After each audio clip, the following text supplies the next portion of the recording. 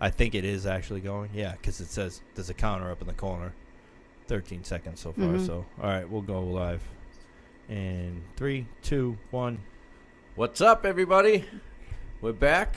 The Life on Life's Terms podcast, and I'm Tom Robinson. And like I always say, we're not affiliated with any 12-step program, so they're not responsible for anything that we do, although we do love them, endorse them, suggest them to anybody. They're just not responsible for us. Yeah, that's something I different. am Chris Mandeville. I am a person in long-term recovery. We are here at New Way Recovery Center. Yeah, we which I forgot to tag in this post. Oh, You say that man. every time. Yeah, I know. Because I'm trying to make sure I write something good. And, which, they're great. We're very grateful to them for letting us come here. With everything that's going on, we practice in social distancing and making sure we're staying safe and keeping the center safe as well. Yeah, buddy. And, everything is completely different from how it was. Everything's changed so much. Tonight we have Andrea. She works at Turning Point Recovery Center in Walpole, and they are run by Corey O'Brien, who used to work here. Yeah. And I actually seen him at the gas station a couple weeks ago. Hadn't seen him in a while, and we started to talking, and he's like, I got some people for you. Isn't it strange we never had him on? Yeah, I know. Ooh. He was I think he might have been nervous, so we're going to call you out. Call him out. Corey. Because I know He'll you. be here. I know where you live. I know where you get gas. I know you. Right? Yeah, I mean, you're not here anymore, but it'd be great to have you on. He's on the answer machine, though, if you call. Still. So, the Turning Point is a fairly new recovery center out in Walpole. You said you're coming up on a year, you guys? Yep. Next week. And from what you have described so far, it sounds pretty cool. It's extremely cool. We're definitely going to have to come check it out. Mm-hmm. But she's going to share her story with us tonight. She's originally from Braintree. It's still there. So we're going to hand it over to you and Thank you.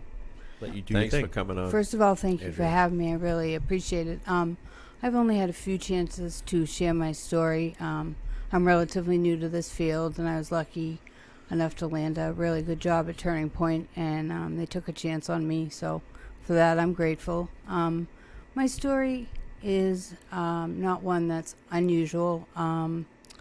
I started experimenting with drugs and alcohol when I was about 13, 14, just for fun. There it is. And, that happens. People are young. They try things out.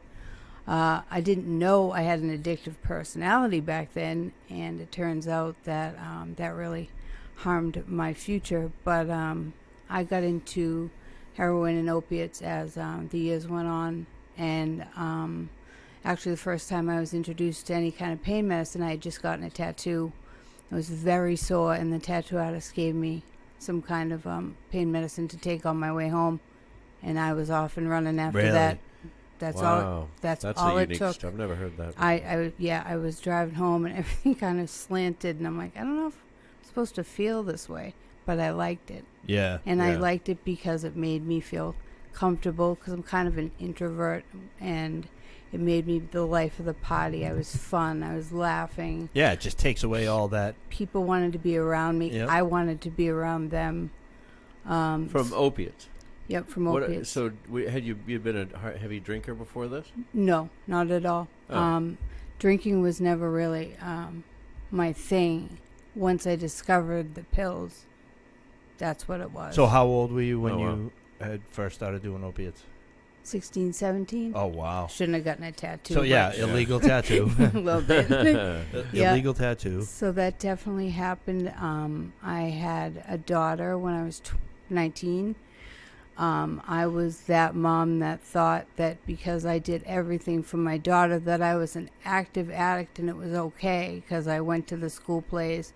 I drove her to school, which is awful, but I did everything every other mom did except I was a terrible addict. And Just as a quick side note, mhm. tattoo artists Please don't give 16-year-old girls who are driving home pain meds. You know Please what I mean? don't do that. Yeah, That's, yeah. you know, What? That industry's come a long way as well. yeah, back then they didn't care. They just, Yeah. you know, that was They New were doing Hampshire. illegal Right. tattoos, so an illegal prescription pill was Yeah. and Right. that- kind of par for the course. Right. But it's amazing to me. I mean, I can't blame it all on that one night, but that was a catalyst that did definitely set things Oh, in yeah. motion Some wheels for in me. motion, yeah. Definitely. So, you know, I continued getting deeper and deeper involved in the opiate world. I was continuing college. I actually got 2 degrees somehow while still being active in addiction. I had overdosed and died 3 times on the table. This was like, this was like when Narcan wasn't huge. Yeah. So, you know, I had to drink the charcoal and do this and all this other stuff. But Hey, I had to when I would read on heroin, I would have to like close one eye. Oh, yeah. go like this. And then, yeah. Did you? Oh, shut one eye like this. Yeah. Because I couldn't keep them both. I saw so much better like this. Yeah, I would read the. Yeah, because they were probably crossed. I know mine did that. I'd be like, "Ugh." I got really into the Anne Rice vampire books, and like I was had one eye closed, and all I could think of is like when I run out of heroin, it's like a vampire running out of blood. And Yeah. Oh, my, that's great. So around what time was, like, All this going on in my early 20s. how old are you now? I'm 42. Okay. I'm 42. I have almost 7 years, so I have 6.5 years of sobriety so far. Congratulations. Thank you.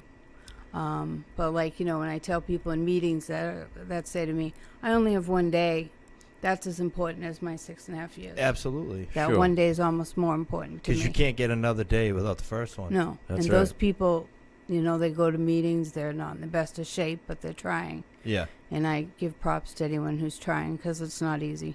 Right. Especially now. Right. And just because I have that amount of time doesn't mean I'm out of the woods by far. Right. It They takes one instance. they're saying that the overdose rate has shot up during all of this Yeah. COVID stuff. Yep. So People are alone. They're lonely. They don't have anything to do. a You lot of know, people are bored too. They're bored. And Like, it's I just- can't go to a meeting. I can't do this. You know. Yeah. Yeah, that's- we're all one bad decision away. From Yeah. It is. Absolutely. That's totally true. Yeah. So I continued on my life of horrible active addiction, and So you're raising a daughter. I'm You're raising a active daughter addict. and being an active addict. I would send her to my mom's a lot, but my rationale was, well, she's with my mom. Yeah. She's not at somebody's, you know, crack house or anything. She's with my mother. She doesn't even miss me. She's young. That was wrong. She Right. missed me. Yep.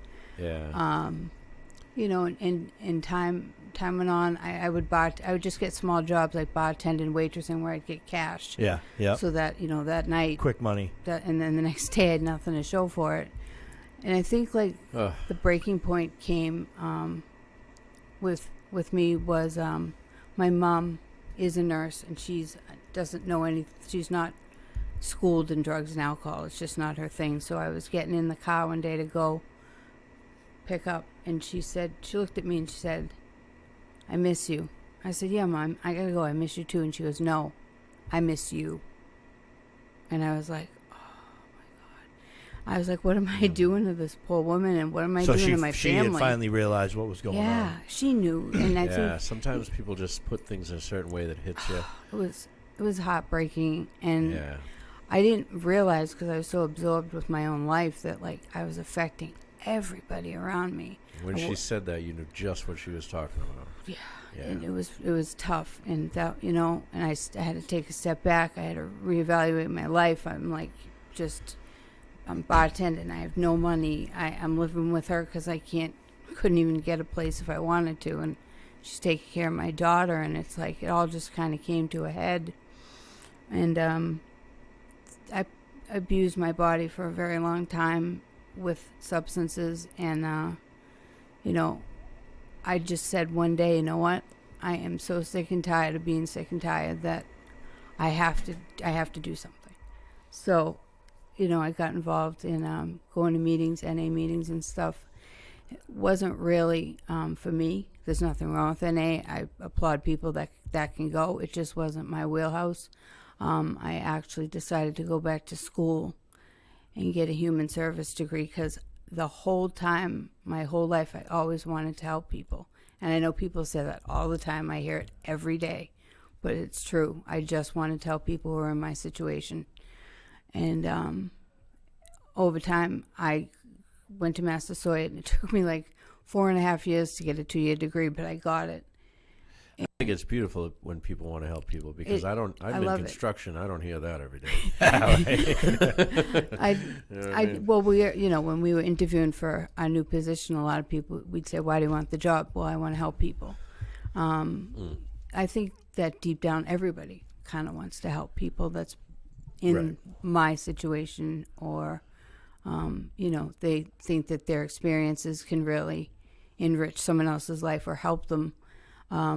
If I tell my story tonight and one person listens, it was a success for me. Like, that's, there you go. That's people, the basis of this whole thing. I just think people sometimes give up and they don't realize, like, you can do so much if you want to, and if you try, and if you have a plan, and, and that's the thing, like, for me, I don't think anybody can do this stuff better than the people that have been, like, so broken, because they identify, they can, they know exactly how you feel because they've been there, right? It's, and I'm not knocking people that are in this field that aren't right in recovery, but it helps. It definitely helps I think it helps with the person that you're helping as well. And if you work where I work, you need to be in recovery. I think that's true for here too. I believe you have to have, I think, over 2 years to be with where we work. And like you just said, it's such a help to people, because when they're crying or they're mad, or you can remember that. And I deal with a lot of people who are in brand new recovery, like real new, and they're starting to feel all those feelings they forgot about, and all these emotions are coming back, and they forgot all those things that existed, like all the feelings, and there's good ones and bad ones. And my story, fortunately, so far has had a happy ending. It's not done yet, but I was just tired of living that life. I was tired of the chase. I was tired of not being a good mom. I was just tired of not being a good Andrea, because I knew I was worth so much more. I just didn't have a plan or know how I was going to do it. But, after I graduated, I applied at a few places, and I never heard anything back. So, I was pretty bummed out. I said, maybe I made the wrong decision. Maybe I'm not meant for mainstream life, like maybe using what I should be doing, because I was kind of upset from not hearing back about any jobs. But you put expectations on it, and right. It doesn't happen. I say it all the time. An expectation is a premeditated resentment, because people aren't going to meet your expectation, and you're going to be upset. Yep. Because as an addict and alcoholic, I always put unreal expectations on people. Absolutely. That I know they're not going to meet, but I'm not thinking of that when I put it on the person. You're right. It's so crazy, like how, we will want something, but we won't say what we want, but we expect the other person that we're with to know it, and it doesn't matter what it is in life. Right. What's funny is, as soon as you get a little bit of discouragement, it's like, all right, throw away the whole world. Absolutely. Like, I'm in the wrong field. The fuckets can come back in seconds. Yeah, exactly. I said, I'm in the wrong field. I'm not meant to do this. I need to go back to what I was doing. And, for having almost 6.5 years, people ask me, how do you maintain that? Like, how do you do that? And I say, I don't have another recovery left in me. Yeah. I cannot do this again. I don't have my body's is beat. My soul was tired. I was tired. And I just don't think that I could do that again. Ever. I hear that. Ever. And from us talking just before we started, like, you weren't really doing that much 12-step type of meetings. I was not. No, I was not at all. I really didn't I didn't find a pathway that I really identified with. I was so new to learning about AA, NA, and other programs. And I think it was also I kind of sabotaged myself because I really, deep down inside, didn't want to go. I don't think I was ready to give up my crutch. My drug friend that I had for half of my life. I didn't want to separate with that person, and I so had scary. to. Isn't It's scary, like you're on your own. Well, You're on your own. That was scary in new sobriety. Yes. But to me now, it's so scary to think of that coming back into my life and the power that held over me. I mean, It still does, I assume. well, Yeah. it would if I was to use Right. that lack of ability to stop was so powerful that it scares me now, and that's why I'm like, Yeah. there's no way I'm going there. I know it's too powerful. It's too much. It's not. It's no fun. Was no fun getting sober It's no fun. It's a lot of work. It's a job. It's an everyday job. until the final time, and it was really hard, but. I have good memories of getting sober. And Yeah, being sober right. in the Me beginning. too. Me too, definitely. But for me, I can tend to think like that person is so far removed. It's like who the hell you was were. that? Yeah, I hear Who that. the I hear you. That's who what was that? Yeah. I do that all and- the time. Like that's what helps a lot too. It's like I don't even know how I got to that person, and do I ever want to go back to that person again? No way. Yeah. Not saying that I'm the greatest now. I still have faults and Right. Right. have But to I'm apologize. better than I was, and I'll Yeah, never absolutely. be.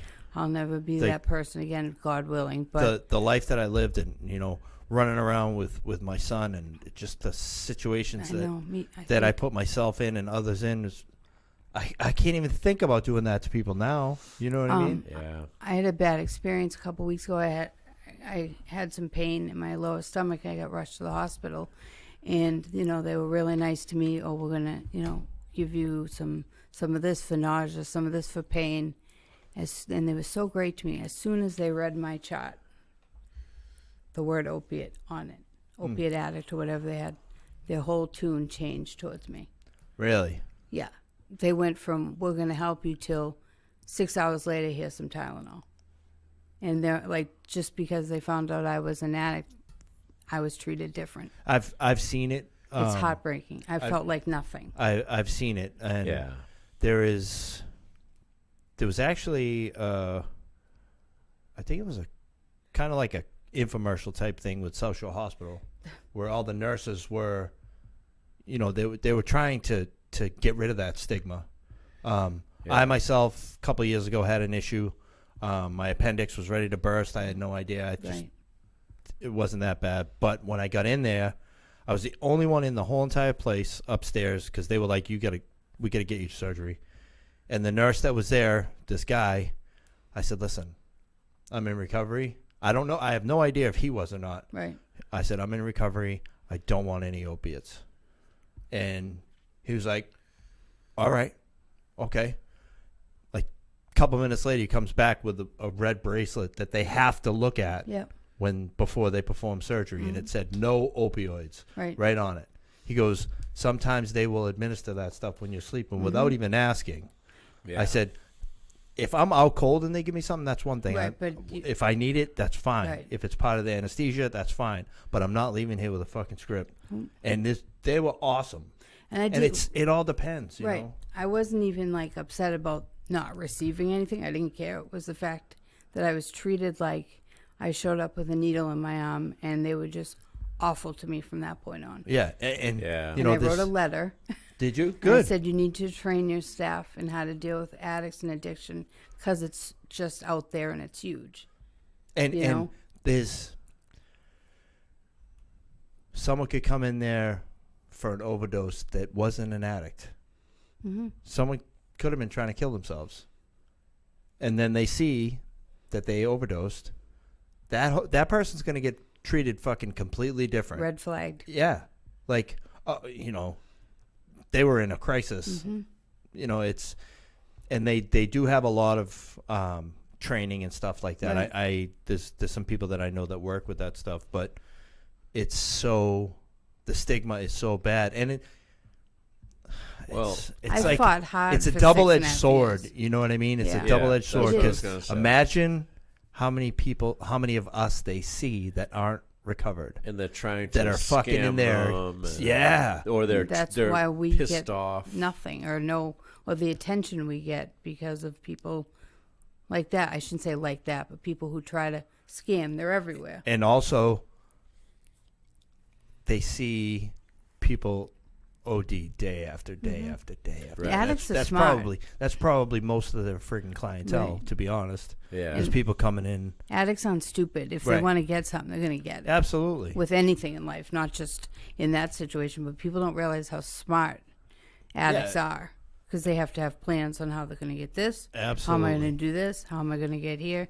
So, for anybody who thinks they're just some dumb junkie, some dumb addict, Yeah. you're wrong Exactly. because they're not dumb at all. Because if I needed it, I found a way to Absolutely. get it. It didn't matter who I had to go over, around, or through to do it. Yeah. So now you're sober. You're running around doing, trying some 12-step work, 12-step meetings and stuff. Mm-hmm. And then you said that really wasn't your thing. So It wasn't. I was just so new. I didn't really know what my thing was. I mean, as soon as I decided to stop using, I didn't have any friends. They all left. That was it. Yeah. Yeah. Get sober, see who your friends are, because there's not many. So And I was on my own. I know a lot of kids from Braintree actually that are probably around your age, Right. that are sober, and most of them are doing Right. the same thing that you're doing. You know what I Yeah. mean? I just, it's still one day at a time for me, and I think working at Turning Point has really taught me a lot about pathways, about people who have different addictions, whatever they may be. The ones we don't think of, like gambling's a huge addiction where I am, and stuff from people who are dual diagnosed. But I've learned so much, and I have so much more respect for people who do go to programs and stick to them and find something that works for them. Because I Right. think that's great. I'm open to any pathway as long as it helps you. Right. I don't care if you go to basket weaving classes. If you're happy and you're doing good, that's great. Right. And Yeah. you're not harming yourself, or you're addressing those addictions, because Right. like we've said it so many times on the show, like 12-step work's gonna get you so far. Mm-hmm. Then you're gonna have to get deeper. Right. And there's a lot of stuff coming out about traumas. Yeah, I was Everybody's- just thinking to mention that. Yeah. Yeah, everybody is realizing, that like this stuff has been going on for generations. Right. And it's almost part of our DNA, but it doesn't have to stay that way. Because No. once we realize it, we can pump the brakes on that and make sure that it doesn't continue down our bloodlines. Yeah. For myself, my mom and dad, they weren't addicts. Mine weren't. My either. grandfather was, though. I found out Oh, Yeah. later on. Same. I had no idea that he was a raging alcoholic. Wow. And, then I got sober, and I was talking to my dad, and I'm like trying to figure it out. Like, where does What it come from? happened? He's Yeah. like, what do you mean? He's like, your grandfather's all he did was drink. And I And you had no had idea. no idea. That was the World War II generation, your grandfather? Yes. Mine too. Yeah. Salt of the earth And people. It's funny though, the men of that generation were just quiet and stoic. He sat and in they his just he sit sat in and his drink. chair. He watched his TV. That's what He they had did. his cup next to him. You better know how to handle your liquor. Or you're We not were a man and we all were that stuff. we were all Charlie Brown. Every one of us was Charlie Brown, and then I realized maybe he was too shit faced to realize who To we know. were, so we Yeah. just called us all Charlie Brown. Yeah. And I come to put two and two together. He had a stroke, alcohol-induced stroke. I didn't know. Oh, really? And my dad would get calls. He's falling out of the bed again, because he would forget he had a stroke. Try and get up out of the bed. It's I had sad no way to- idea. And then my Wow. dad Huh? shared that with me, and I'm like, okay. Because I'm like, why me? Right. Why not my brother? My sister, yes, she's handles her stuff too, but like Andrew, how? did you say you had alcoholism in your family? My dad was an alcoholic. Oh, okay. But my mom, like I said, she's a nurse. She's just very naive even now to things that go on. And I think partly she just doesn't want to deal with. I think she feels bad. I think she feels like she did something wrong Yeah, right. to me, which she didn't. She was great. Well, I mean, there's definitely places for her. right. Oh, yeah. I think we're predisposed to it, but not Mm. necessarily born as a. Right. And that's the thing. Like know, or an something A&R. has to flick that switch, Right. Oh, yeah. And, a lot and of it times doesn't it's take trauma. much. Yeah, and it could be the trauma. It could be, Rebellion. you know, you suffer the trauma. Yep. You're okay with it up until you find something. Wow, I Like- don't feel that way no more. No. Right. And it's like, because you know, people. There's always that uneasy feeling. Right. You know, And you you're just- always searching for an identity that you can grab onto that will make you all right. I just bought a book. I gotta start reading it. A ebook. It's it's called Identity. It is about, you know, how your trauma. You use your trauma as your identity, like and it affects your ego and it affects. Yes. So I actually forgot that I bought it because like it's an ebook, so it's like it's right here. But like if I had the actual book, it's a different story. Right. So Right. I got to sit down and do some reading on that. I was really looking forward to it. The reviews that I seen looked really good. So Another thing I noticed being at work, parents will call or parents will come in and say, listen, my 24-year-old daughter's son is an addict. Here you go. I'll be back in an hour. And it's like they think we can fix them. right, You can't fix anybody. You know, I'm there to True. I'm there to support. I'm not there to help, and that sounds awful. I'm there for support and guidance. I want you Right. to figure it out with me. right. I'm not doing it for we you. can't do it. You can't. Right. But these You can- parents think like, oh, just I'll be back. Whatever you, can got to do. show them that there's a better way. And I always say to the parents, what do you do for self-help? You have to do self-care, self-help. Do you go to groups yourself? Like you said, my mom, she did go to Al-Anon, and there are places for people who... Yeah, Gosnell Family yeah, Group is there's great. a lot of really cool family groups out there that people can go to for their loved ones. And I've been watching 16 and Recovering. it's in Beverly. It's the North Shore Recovery High School, Yep. and it's like They're like just 16. seeing, yeah, the That's kids and wild. they're like just out of friggin' middle school, and They're like recovering. They were all messed up on drugs and Yeah. alcohol. people some still people have are. died on the Yeah. show. It's like Wow. It's a docu- They it's followed like them 4 for a parts. year. Yeah. they Yeah. followed them for a year, Wow. and it's like you see these kids and you see them struggle, and it's like no matter what they do, the school's like, just come back, Right. just come back, Mhm. just come back. The only thing they can't do is be there high. Right. So if they Right. show up Right. high, it's like, okay, you either got to go to detox or you got to get sectioned. You know, but they're constantly, the woman on the show, You should the check it principal out. is awesome. It's unbelievable. Yeah, 16 and Recovering. I Where think is it? What's it It's on? Tuesday nights, I Tuesdays. think. MTV. MTV, 2 yes. yeah. Oh, on cable. And- Yeah. Is there a streaming? I'm sure you could Probably, stream yeah. it. Yeah. But it's in It's- Beverly, and then they have one in Brockton, I think. one Yeah, in Independence Plymouth. Academy. I was involved with that place for a while. And Yeah, maybe didn't we have Plymouth. someone on who went there or something? Where? To the recovery high school? Oh, we had Andrew on. yes. Somebody that Yep. actually went Young there? Andrew. He went to Independence Academy in Brockton. Oh, wow. Yeah. No. He went to Willie Ostegard High in Boston. Because there's a bunch of them now. yeah. Yeah. But to see these kids and like the work that they're doing with them, like, and they're earning they're diplomas. kids. Yeah, they're kids. They're babies. I think about me at that age, and I it's think that. I can't see myself like that. I just Like, they can't even drive, some Yeah. of them, and they're Yeah. like in recovery. It's just like the world, or us as a society, where we're like so much more, just smarter about kids than when we were growing up. yeah.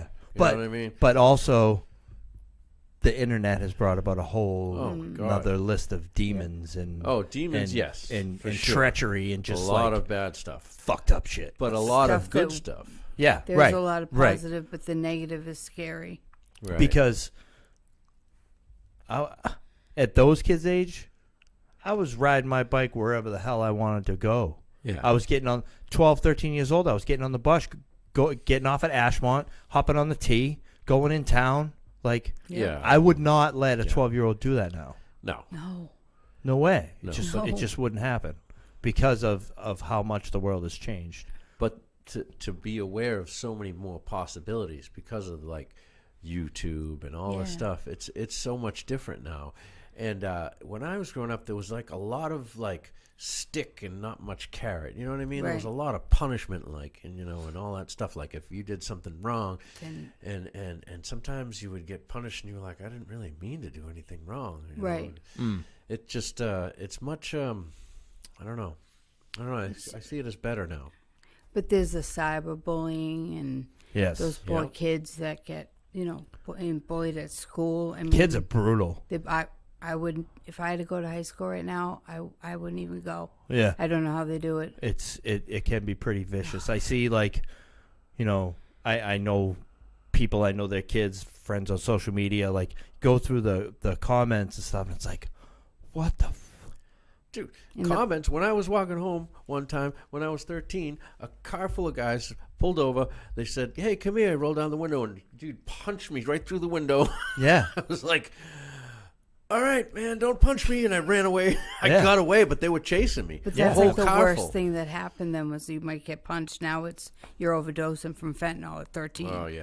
Yeah. It's So horrible. that's right. your girlfriend's telling you to Yep. commit suicide over On the text phone message. and the You know what I mean? Oh, that yeah. whole thing. Yeah. Fucking crazy. Psychological can be worse than physical. You're Absolutely. But that's- Because it lasts longer. Yeah. Right. At least the bruises Oh, will yeah. heal. Yeah. You might see a scar or the here or there, but the damage that these kids can cause each other Right. and not even They don't realizing realize. it. No, they don't realize it. And if and they it's do, they're all horrible. it's all portrayed through social media. Mm-hmm. It's all about fucking image. It's all about who are you gonna be, like who are you influencing. Like Yeah. a kid can't even be a fucking kid. Right. My girl said she was watching. She said it was actually really, really good. A documentary on Paris Hilton, When she got she was saying that she feels like guilty and responsible for the way that kids are now because she was like the pioneer of the selfie and like always like trying to portray that. And she says it. All of that was fucking bullshit. That was all fake. Yeah. That was just so people would like want to follow and like it was about making money. Right. You know? so, And like kids can't even be kids no more. They they're too worried about how they look or if they look good enough or oh my god, she's got better clothes than me. and Or they're kids. they're kids. Kids shouldn't have to worry about that shit. Right. They should be able to run around and Right. get dirty and fucking do whatever That's they what want. I did. Like Right. with the kids in the neighborhood, and the street lights came on, so you went home. And it's Yeah. like, we rode bikes and we. They don't even hang out together anymore. They Now they're don't. on the They do phone. this. That's how they hang out. Oh, we're in a group chat. Yeah. It's completely different. So crazy. Yeah, there's Completely different different. challenges, but there's also different good things. Yeah. There's there is. there's a lot of great things that are happening, with the fight of addiction. But it's like to have a TV show about 16-year-olds that are already in recovery. Right. Yeah, that's says amazing. something as us as like a planet. Like we Yeah, need a to. society, especially the U.S. Yeah. It's, Especially the U.S. it's just gonna 85% get of worse. 85% of pain meds that are produced are consumed by the United States. Yeah, Those that's numbers could be different now, but like last time I seen it, that's what it was. We have a whole entire society that it's almost like they want us to stay medicated. Yeah. It's how they make money. It's through the insurance. It's through the pharmaceutical so companies. much. It's this big like circle. And it's kind of disgusting. It's awful. So you end up, finding stuff that works for you in your recovery. I spent a lot of time by myself. Yeah. I wrote a lot of stuff. I, got in touch with feelings and emotions I didn't even remember existed. Any type of Wow. counseling or Yeah, anything? I I was have just gonna ask I have that. counseling. I have I do take medication, which some people say that if you take medication, you're not sober because you're on something medically assisted, which I don't believe in at all. If you need to get by using something, again, that's like your own pathway. You do you. Right. Yeah, I You mean, know? I don't have a PhD, so I can't tell you Right. what to take Right. and what not to take. And I never took anything for my addiction. Turned out I had bipolar disorder, which explained a whole lot Yeah. to me. Yeah, I'm And sure. if I had known then, I might not have gone down the road that I went down. Mm-hmm. Maybe, but I learned a lot from that road. And this will sound weird, but I don't regret anything that I've gone through, Yeah. good, bad, or otherwise. I really don't, because I'm Andrea because of it. Yep. I wouldn't have the job I have. I wouldn't have the daughter I have. I wouldn't have a lot of things. Yeah. So, I mean, it's as hard to harsh as regret. it was for me to go through all that, I've come out the other side so far. And it's Right. So It's- far, fingers crossed. you talk about being put on medication, but obviously you were sober and you got a diagnosis. Right. Right. There's lots of people running around recovery or running around the halls that fucking scam their way into getting the medication Yes. that they're on because Now they won't get wanted rid of it. Yep. the pharmaceutical cocktail Right. and they don't need it, but now they're dependent on it. Yeah. But no, this is prescribed by a doctor. Yes, but you fucking lied to get the prescription. Right. And then you're not taking it the You're right not way taking either. it the right way. Exactly. That's Yeah. that's the So- stuff that I try. I can't tell anyone you got to get off your meds. Yeah, That's so not you- my place. So you At all. So you got sober, and during that process, you were seeing a counselor, and after being sober, you discovered that you should get on medication. Is that how it happened? Pretty much. Yeah. Yeah. I mean, I was pretty good at scamming the counselor, too. Yeah. I'm Right. sorry, but Yeah. I made it out to be like nothing was wrong. I don't even know up until like a couple of years ago if he ever knew that I used drugs. I was that good. Like I was that good at pretending. But Oh, so he didn't even know you were in recovery? no, he didn't even know I ever used drugs, Wow. and I was able to hide it. I hid a lot. Like I said, Yeah. my daughter went to a really good school in Braintree. Like I would show up all the parents' nights I was there, all the open houses I was there. I'd either be sick or really messed up, but I was there. And I justified that in my head like, well, I'm doing motherly things, so that means I'm a good mom. No. But after I got the bipolar diagnosis, I was almost relieved because it explained a lot. Yeah. Explained kind of like, why I was self-medicating, why I had like self-loathing and stuff like that. Yeah, And- you get these really, really high highs, Yeah. and then you get in these really, really low lows. And I never, like, the medicine I do have, I don't abuse it. I take it as prescribed, and it's like, I need to do that for me, just me. Right. And if that somebody else, has a problem with that, that's fine, because that's why we're all different. Right. That's Yep, why we have yep. all these options to get sober, all these things to help us, because we're not the same people. And I don't think we should confuse that with like a methadone. Right. That's Okay, not that's what I a mean. totally Right. different thing. Like That's- you have a separate thing from your addiction, Mm-hmm. and you're And- taking meds for that. But methadone is maybe helping some people, but at the Right. same time, a lot of people stay on it for Yeah. years and years.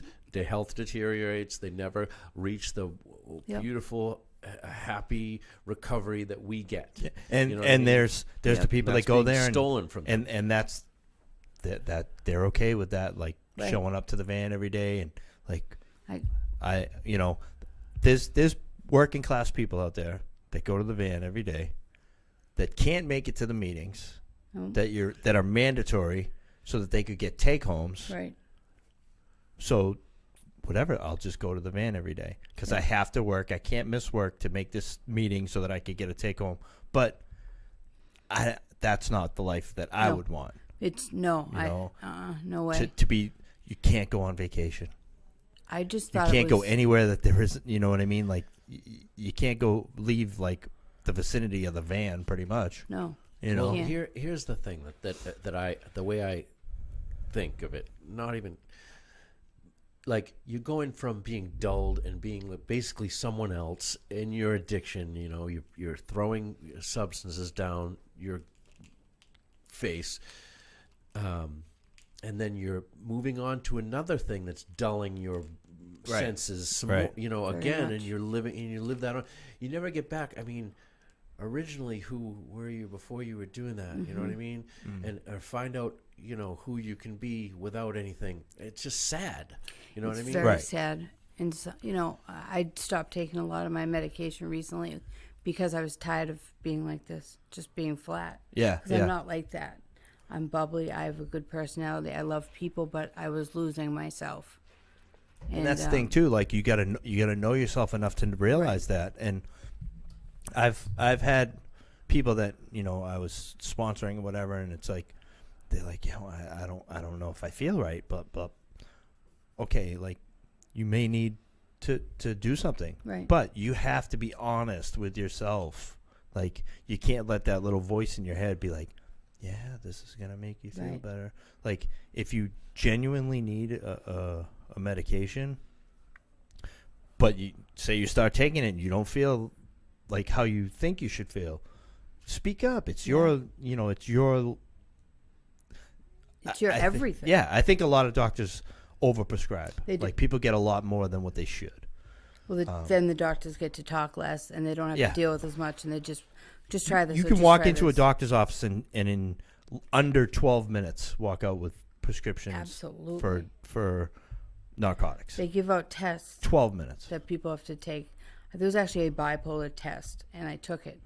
If I wanted to get the meds only, I would have known how to answer those questions. Right, It's absolutely. so easy. You can know what walk I mean? in and It's tell like- a doctor, Yeah. I feel this way, this way, this way, this Yeah. way. So I think that you should prescribe me this, this, this, and this. People do Okay, research. sounds Google good. the symptoms. Yeah. They so Google, simple. They Yeah. Google symptoms. They they look up. Oh, what's depression symptoms? And they go in and Yeah. and sometimes they don't even don't want the medicine. They sell it or get rid of it or Yep. whatever. But Yeah. I mean, as someone who does take medicine, I'm offended by that. Right. Because I take mine very seriously, and not everybody does, and there's people who really do. But sometimes people, I feel great, so they just stop taking it. Well, if you feel great, you should probably continue to take it, right? Right. And then they go through another episode, and run the risk of relapsing because they don't feel great after that because they don't have their medication in them anymore. It's tricky, kinda crazy. right? It's And very then tricky. another thing that always got me, like when I was applying for these jobs that I wasn't getting, there was always a question: do you have a mental illness? Yes, no, I don't want to answer. And I was always like, well, do I put yes or do I put I don't want to answer? But then either way, Yeah. I feel It's like I'm kind of okay, caught. they don't want to answer. Why? But now that Right. now she has something, but what? Yeah. Right. That's like the new question I've seen on On applications, really? Yeah. Like, fair to say, there's not many people in the country that don't have fucking mental illness. Right. To be honest. And there's so many that do, and if they knew about it, maybe they wouldn't be going down the road of destroying their body with drugs or alcohol. Absolutely. 'Cause- I've seen it, on social media, people posting it like, why aren't they teaching that stuff in school? Like how kids self-care and how to treat other, like just basic life stuff. Right.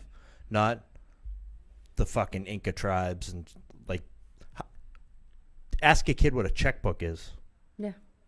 Ask a kid like how do you file your balance your taxes? How do you balance your checkbook? They don't teach that, like real life stuff. You're right. They teach That's the only thing. history every year. It's the same That's the stuff. only thing in our society that hasn't changed. I think it's in the last 125 years I believe is that. how they teach at school. They Yeah. teach the same shit Yep. all the time. Do you think they're afraid to teach these kids that stuff? Because I like don't know.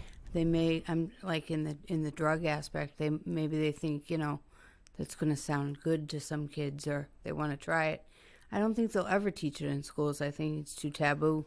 Well, Yeah. But they should. There's been we had some people on No First Time. They go into schools and stuff. Yeah, John Green.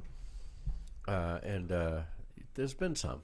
Yeah, We're gonna there are some. We're gonna have my cousin Ethan on next week. He's spoken some schools before. Right.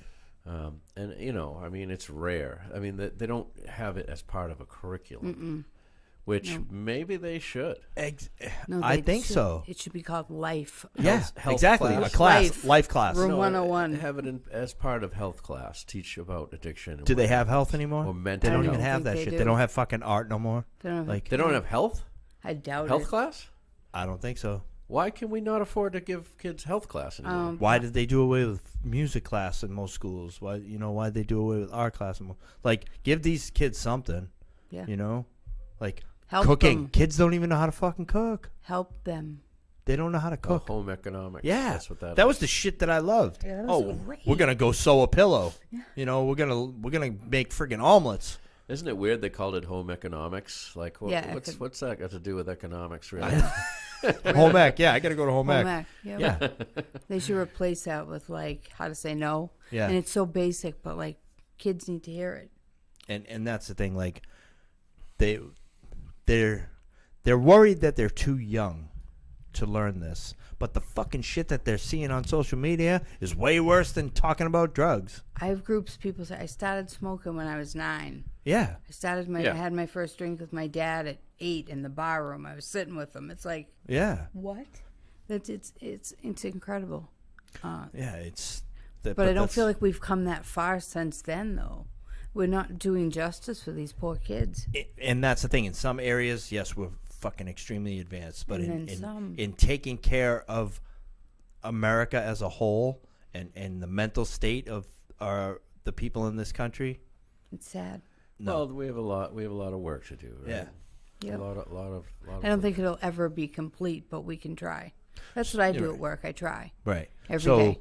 at work, you said that you run quite a few Yep. different meetings, not Yep. typical.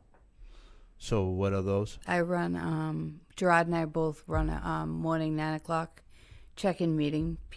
We get people from California. We have people from Texas. This is a Zoom meeting. Yep. It's Yeah. a Okay. wonderful meeting. We do it every day at 9 o'clock. And people can find this on the On Facebook page? yep, it's okay, all on yeah, it, we yep. tag the Facebook page in the post. Gerard does the calendar every day. He updates the Yeah, calendar. Gerard commented.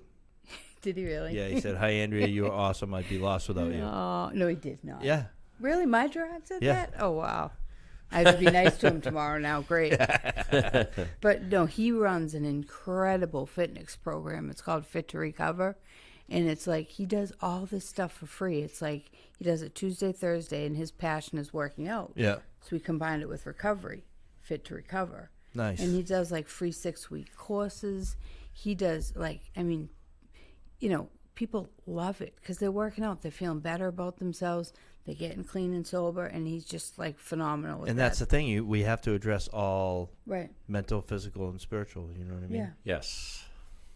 Yeah. Threefold disease. So him and I do that, Heard that the morning somewhere. group. He does that one by himself. I had a dual diagnosis group, and I got a lot of flack from people in different groups for that because they thought since I'm not clinical, I have no business running a group like that. A lot of people said a lot of nasty stuff to me about it, but it really didn't take off. I think it was just because I didn't promote it much.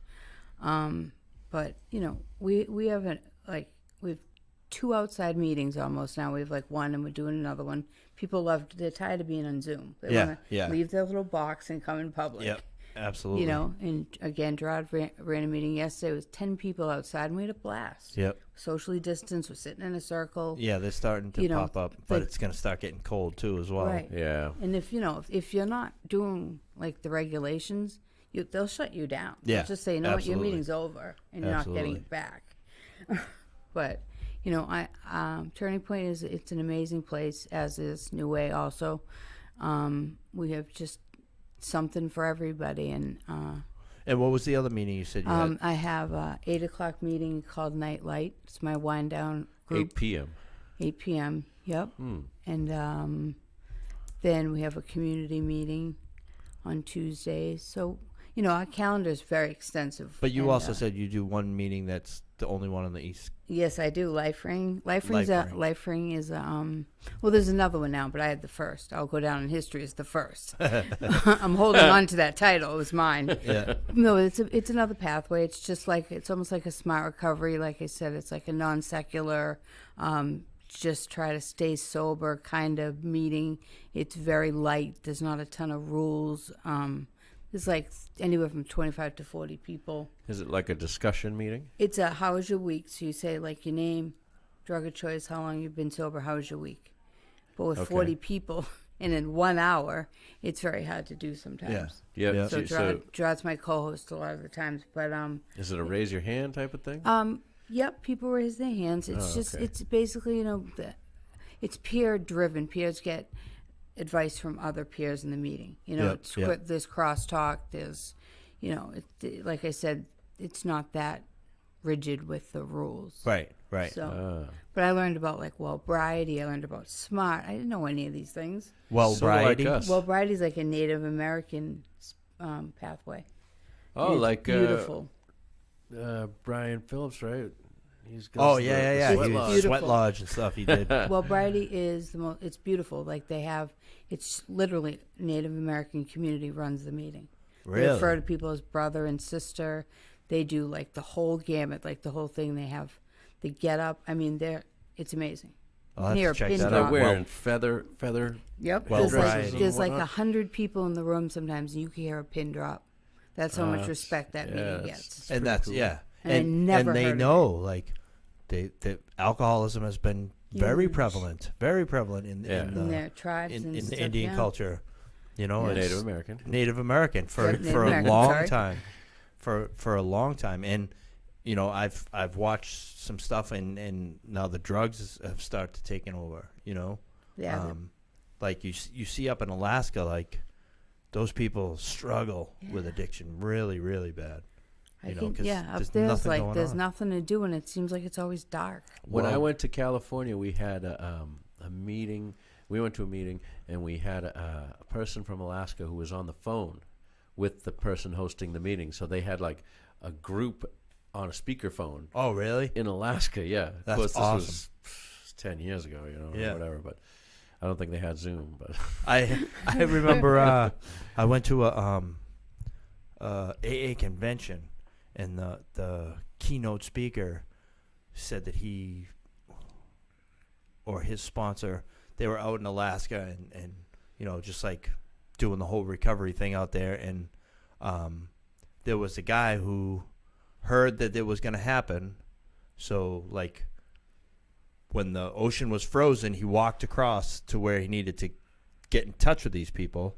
Then it melted, so now he has to wait for it to freeze again to get back over. So like That's the big, commitment. the big, That It- is what are you commitment. willing to do? right? So, but this guy, he said, you know, they had a map of where all the meetings were, and when he was there was like one pin, and then he comes back years later and there's all these other pins. He's Wow. like, so what are all these? And it was that fucking guy that waited Oh, and really? walked across the ice who brought AA to all of that Wow. That's area. amazing. And he's like, cool. so like the big thing for his speech was like, I had a fucking guy that was willing to walk across ice to bring people to recovery. So what are you willing to do? What are you willing to do? You know, exactly. That was like the I'm big using thing. that tomorrow in my morning. I'm going to just tell Yeah. everyone. Yeah, there's 10 and- meetings in my town. And the but I'm a woman little that met too tired them. after So work. another part of the story, the woman that met them, that was their guide. He said there was something wrong with her. She was like kind of edgy and angry, and he couldn't figure it out. And they got to talking, and she said, "Why don't you guys in AA like Eskimos?" And he's like, "What? What are you talking about?" And she opens the book. An Eskimo shows up with a bottle of whiskey. And he was like, no, that was like a figure of speech. Like, no, that we're not saying that. just an So then example. this lady runs, she leaves, she comes back, she's in full on Eskimo gear. She was an Eskimo. But she just had a misunderstanding. Wild, yeah. But how it was written in the big book of Alcoholics Anonymous, Wow. you know, If you it'll say, go- it says out of nowhere an Eskimo shows up with a bottle of whiskey. And that's if you go to the North Pole or something, right? Or the Yeah. South Pole. Yes. Wow.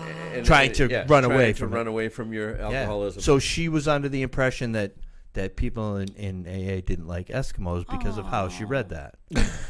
You know, but the I'm guy, sorry, the that speaker is was crazy. awesome. That's something else. Interesting. Yeah. yeah. Things can be interpreted Absolutely. wrong, though. That's Wow, wild, that's man. So you, what was the name of the meeting that you're well, Bride. Oh, when I do Yeah. Life Ring, Life Ring. Yeah. Life Ring. Life Ring. Life Ring And what other meetings are they having on Zoom? that we have. Yeah, Turning Point. We're just getting Smart Recovery back. Gerard has 2 book clubs in addition to his fitness program. We have our 9 o'clock Zoom meeting. We have our 8 o'clock Zoom meeting. We have Tuesday. You guys are busy. We're busy. We have our Tuesday community meeting. And then these are the ones we run, but we also participate in a lot of others too. like a lot. We're doing a GPS training. I don't know if you've heard of GPS. Well, yeah, I have, but it's probably not the same It's really thing. not the same thing. Global positioning. No, it's Yeah. it's very interesting. It's just a different way to facilitate a meeting, and we're taking 2-week trainings, 2 hours a day, to learn about it. Nice. Just another pathway, whatever we can get. Now, what is GPS? It's group peer support, Okay. and There you they deal with trauma a lot, Okay. and they're into the safety of the people in the meeting. And there's no like crosstalk. If you had said something, I have to ask your permission to reply to you. At the beginning, they do like a meditation. It's interesting because I really didn't know anything about it before we started it. Right. So And again, that's the there's thing you another got to think pathway. about. Yeah. You know, like I know in yoga and a lot of that, like there's ways to actually tell the instructor, like, please don't touch me, by just doing something with like your blanket or whatever, because some people may not realize touching someone could trigger. Yep. You know, there's a lot of different things that are coming to light more. There's so many different differences There's between just people. a ton of pathways now too that Right. everyone's And I think different. that's awesome. But like- you have to be open to them. Some people are just one way only. They only go to these meetings. They don't Oh, care. yeah.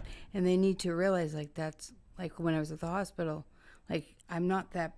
Being an addict is this part of my life. Right. It's not who I am. And I myself, like I was a heroin addict, found my way in AA, so like kind of those things were instilled in me, and it's like, oh no, you can't do that. And then over time, it's like, wait a minute, like I used to have an opinion on people that used marijuana Right. medicinally. Right. Who the fuck am I? Right. Exactly. Right. I It's your honestly, I'd much rather see these people smoking weed or eating edibles than to And take all the fucking prescription medication that they're throwing at them. Right. You know, Yep.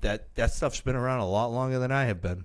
You know. Yeah. Well, I guess the idea is to have some compassion and not judge people for whatever way that they come to, saving their own lives. That could be a Exactly. pathway. That Other could be a people. pathway. Right.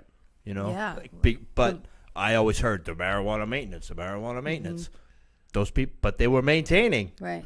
They were doing okay. Right. You know. Our morning group, a lot of people get a lot of support from each other, and it started out, it was like me, Gerard, and Corey, and now it's like 14 people, which is a lot. Yeah. That's a lot. yeah. For a 9:00 meeting, but we learn from each other. Yeah, I get just absolutely. as much out of running the meeting as I do like going to a meeting. Do you know what I mean? Right, Like when I'm right. running that meeting, I'm still learning a ton of stuff. It's Yeah. awesome. And like with the whole pathway thing, it's like you have to be open nowadays because there's just new stuff coming out all the time as far Yeah. as like, a new pathway or a new model to do it this way or Yep, yep. not the next best thing, but just something different. 'Cause Absolutely. not You know. everyone likes 12 steps. Not everyone And- wants to and- go to and Albrighty. and it's to be more inclusive, not exclusive. You want Right. you want to be able to bring more people in. Yeah. And You know, if out you of work in nowhere, an this field, Eskimo you could need show to up. be, you need You know to what I be mean? prepared. With a big book. Yeah. You need to be you need to be prepared in this line of work for somebody to come to and say, I hate this pathway, but I love this, and if I don't know, Right. I'm going to find out. Right. I'm going to And research. you got to be informed. Right. So yeah, we're about there. Yeah, that's That was about it. Almost an Aw. hour. All right. Yeah. So I'm so thankful you guys let me come here, really. And yeah, Thanks for and it's coming funny on. because originally you wanted to come in and I was just going to and spy. and I was gonna watch, spy, yeah. see how we did it. Yeah. I was like, well, if you want to watch, click on Yeah. one of the videos. And I did. 'cause And 2 seconds later, we're I gonna- enjoyed. But We're gonna need a guest. So I'm very thankful you let me speak, and I hope like people realize out there that there is hope. yeah, and Our and reading today was about hope this morning. I Was say it about all the hope. time. It's kind of crazy that it's 2020 and people still don't know what to do when they have a problem No, with alcohol or they don't. drugs Yeah. or their kids Right. or their family. And there's But it's not support going for anywhere. everybody now. We need Like, to be. Not only do they want to heal the addict or alcoholic, they want to heal the The family family. as well. It's a 'Cause- broken unit. Yeah, because Right. I watch an intervention and it's like the one I just watched was like the fucking family was definitely the catalyst to this person being I the get mad at addict and out. intervention Yeah, sometimes. I'm like, I can't watch this. yeah. It's like you can't you don't know why she does it. You're a fucking asshole. You're the one who bought it for her. Yeah, No, it's true, crazy, though, but I yes, really appreciate the opportunity. it was great. Yeah. Like I said, I commented to Gerard. I said, hopefully you'll be on soon. He's next. Yeah. Yep. So, it was great hearing from you. And again, Thank you. Turning Point Recovery Center in Walpole. Yep. Yeah. What was the address? 32 Common Street. 32 Common Street. Go down and see Gerard, Corey, and Andrea. We Also- appreciate you being on. Thank you. I appreciate being here. You can find us Yeah, at thanks. lolterms.com. Please subscribe. Yes, like, subscribe, and share. Share this video. Share this podcast tonight. Yep. We're on Apple Podcasts. if We're you on pop- the Google Play Store. If you pop on it later on, feel free to share it then. Yeah. Thank So, you. All right, and we will see you guys next week. Peace. Peace. Oh, yay.